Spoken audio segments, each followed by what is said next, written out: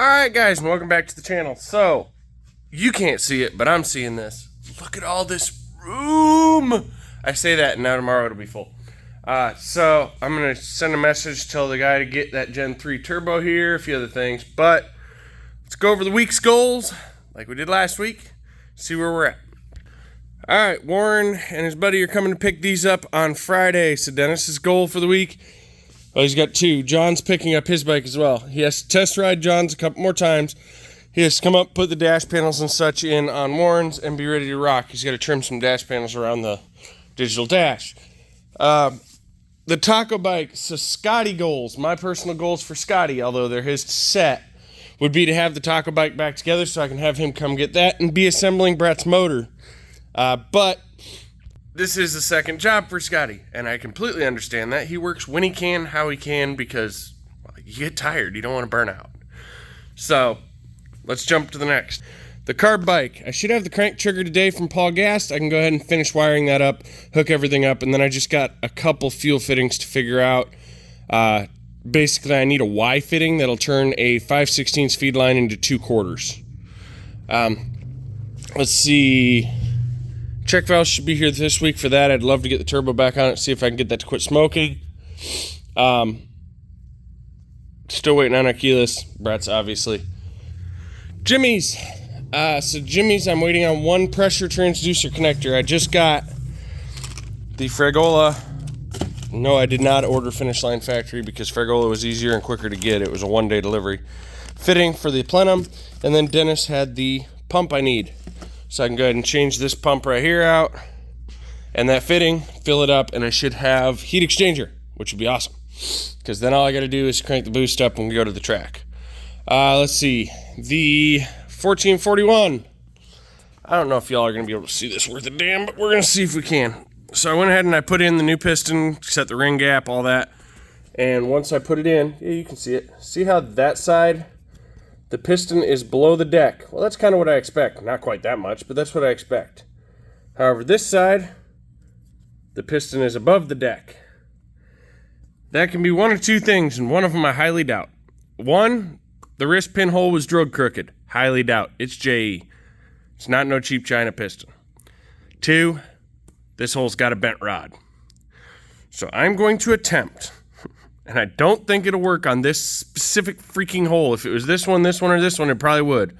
But I'm going to attempt to undo the rod from below, knock it out, change the rod out for one of equal weight. I have dozens of Gen 2 Hayabusa rods, but change it out for one of equal weight and bearing size, and we'll go from there. But no promises. I'm also going to inspect that bearing while I'm in there and make sure it didn't take a whack either. Judging by the fact it bent a rod, it took a whack. But that's where we're at right now. I'm draining oil to do that. I almost forgot to pay my light bill. It's 3 days past due. They do final notices really freaking quick. I just paid it. They have no mercy. I did do a Vulcan yesterday. It was just a bad fuel filter. By the way, just like a Hayabusa or ZX14 or any of those, if you realize that at higher RPMs your bike's busting up or it won't take over half throttle, first thing you should check is your fuel filter. But anyway, that's where I'm at right now. I am planning, when UPS gets here with the Paul Gast trigger, because I have to sign for it, I'm going to jump in the truck and fly down and go get the cylinder head for that 1441 so that I can get that motor put back together. Because I have the valves, I have everything. The cam should be here tomorrow. Love to get that motor back together. Just keep hitting little stumbles. I should have known better about the rod, but from above I couldn't physically see anything wrong with it. Now I do. Lesson learned. I'm so used to dropping valves on motors with rods in them, and usually the rod doesn't give. That's stock rod. It gave. Oh yeah, I need to grab my box of Gen 2 booster rods. This is completely full of fucking Gen 2 booster rods. But that's where we're at. That's what we got going on. I'll update you later. Alright folks, and it's been a couple hours. I'm a little sweaty. And I'm getting ready to load up and head to Coleman. They want me there at about 2 o'clock. If I leave now, I'll get there at about 2 o'clock. So, I have... Well, let's just spin you around. I pulled this off, pulled the block, split the cases, went through everything. As you can tell, there's a bunch of covers missing that weren't missing before because of the splits. We went ahead and replaced that rod, and bing, bang, boom, we're level deck, so we're good. We're just a hair in the hole. I'm going to say just off feel, we're like 10 or 12 in the hole. So we should be just freaking fine like that. No problems at all with that. So we're good there. It did have a very bent rod. It is what it is. I have rods in-house. I just swapped them out. A set of good stock Gen 2 rods. Came out of a low mileage motor.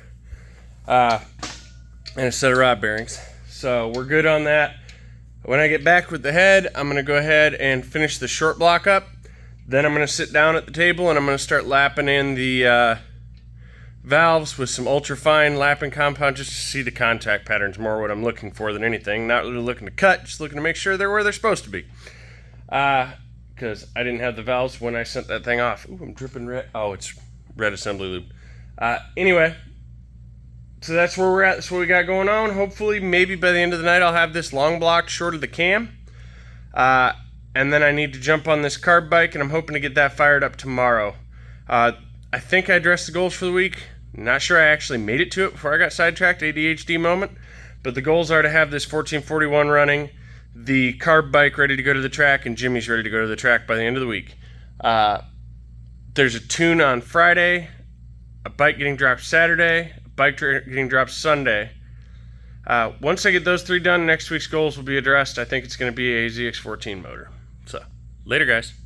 Alrighty folks, so not sure where I ended the day off, but I made a trip over to Coleman, picked up the cylinder head, picked up a set of rods for Scotty that I had sized. Let's see, the cylinder head was very severely pitted. We skimmed it 0.025, so 25 thousandths. That's literally the max you can skim a head on a Gen 2 Hayabusa. We took it down to where we had just touched the seating surface of the valves. Now that is fucking nuts, and I would never want to do that, but the customer supplied the head. It was severely pitted. It still is pitted. It's just the pitting is cleaned up enough for it to well hold a gasket on motor. Now, would I spray it? Nope. Would I boost it? Nope. But will it hold a gasket on motor with studs? Yes. So this is an all motor application. Customer originally wanted to run pump gas, so I contacted the customer and said, hey, we had to take this much off. I can throw a bit more base gasket in it, knock compression out of it, and we can probably make this thing rock, because it's going to calculate out at like 15, 5 to 1 compression, which is rowdy. Absolutely rowdy. Absolutely outside of the realm of pump gas. So he said he always runs 110 Renegade race fuel. Okay. So I said, it's going to be a spicy bullet, and if you put pump gas in it, you're going to kill it. But I can put it together like this if you want. He agreed, so I put it together at 15.5 to 1 compression. Cams will be here tomorrow, and I can put those in, figure out where my cam angles are going to have to be to get appropriate valve to piston, because the valves are substantially closer to the piston than they used to be. So the cams are probably going to wind up in some radical crazy position. God, I hope not, but we're going to see.